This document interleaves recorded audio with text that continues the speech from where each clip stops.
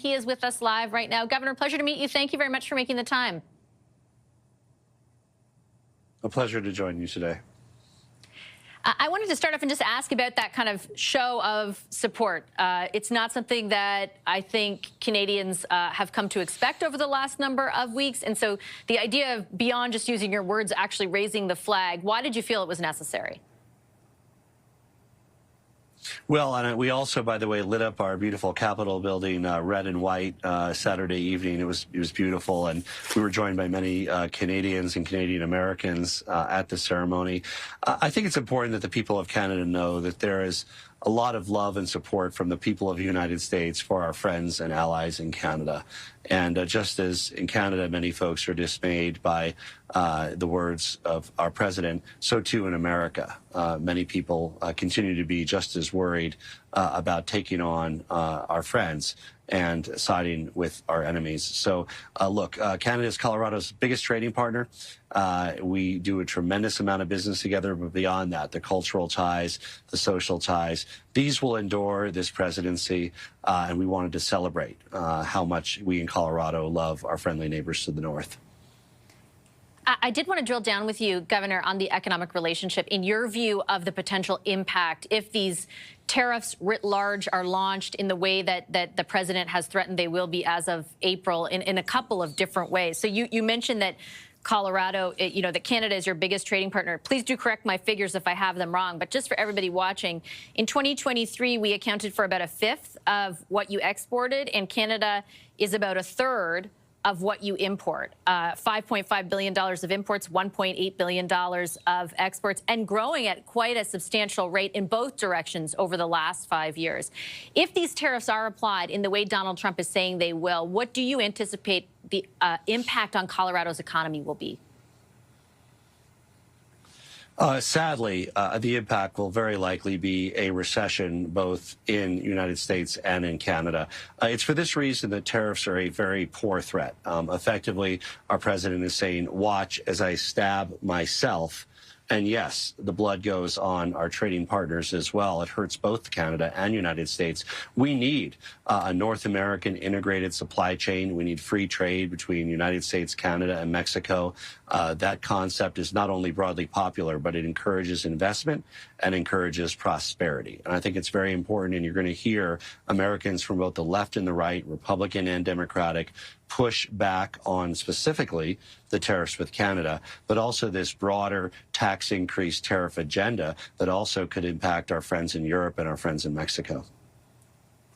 Do you think that point that you just made, particularly around making life more expensive for Americans, is resonating with everyday Americans? Like, are they seeing, I imagine just because not everything has been imposed yet, just steel and aluminum, like, are they seeing it? Do you anticipate there will be some opposition? Because President Trump obviously has a lot of supporters, people who voted him into office, who seem to at times discount the idea that his policies could negatively impact them.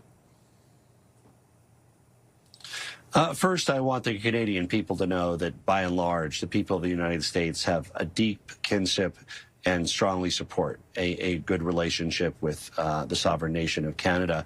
But you're absolutely right. Tariffs drive prices up. They discourage investment.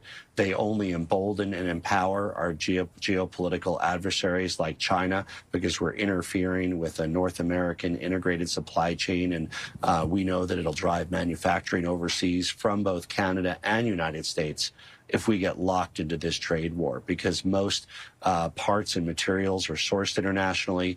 We send products just as they do from Canada to international markets. We're only hurting ourselves, both Canada and United States, if we continue down this path.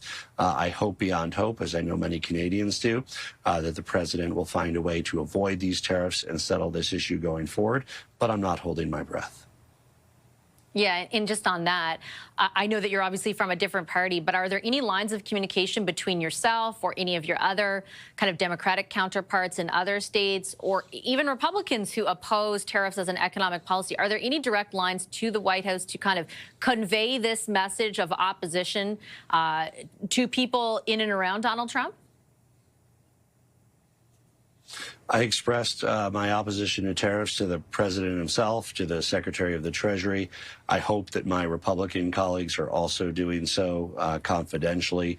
I know that traditionally many Republicans have been pro-free trade and many Republicans have been supportive of a strong relationship with Canada. Now's the time for them to find their backbone and make sure that their voices are heard, along with pro-business Democrats like myself that want to make sure that both Canada and the United States continue down the path of prosperity rather than poverty. What do you think, Governor, is stopping them from doing that right now? Look, on the other side of the aisle, Donald Trump remains very popular in the Republican Party, and there's plenty of policies that conservatives can agree with, and they should find common cause with him there, even though I might be on the other side. But when it comes to costly tariffs and trade wars, it's simply a lose-lose scenario. And it's important that people find their voice and talk about not only the increased cost to consumers in the United States, but also the damage that it would do to manufacturing, the damage that it would do to our national security, and the damage that it would do to our vibrant tourism sector that you enjoy in Canada and that we enjoy here in Colorado. On the question of sovereignty, and you've mentioned it a couple of times, I think, Canadians have been understandably taken aback by the idea, the constant references to Canada as a 51st state. How seriously are you, as someone who presides over a state that does so much business with Canada, how seriously are you taking those comments? And do you expect more pushback from lawmakers in the states as the threats keep coming in that regard? Look, just as you in Canada don't know quite what to make of the president's words, us here in Colorado, in the United States, we don't know what to make of our president's words in that regard either. I can tell you, certainly from the perspective of Colorado, we value our relationship with a sovereign nation of Canada, and we look forward to continuing to grow those bilateral ties on a commercial front. We had the Consul General of Canada join us for the elevation of the Maple Leaf, and we fully respect Canada as an independent nation and part of the British Commonwealth.